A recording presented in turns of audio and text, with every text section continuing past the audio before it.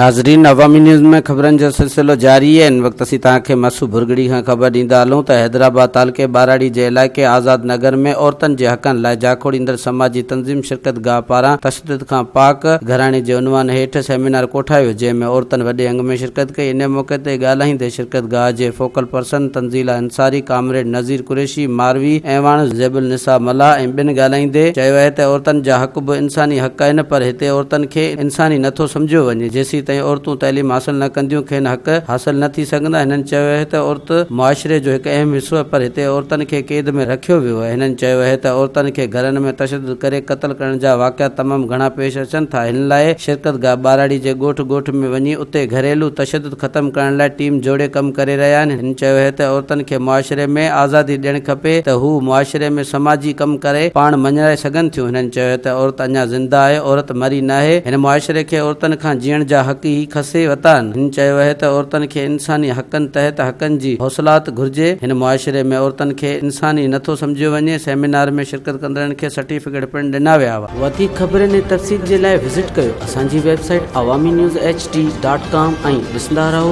Awami news HD।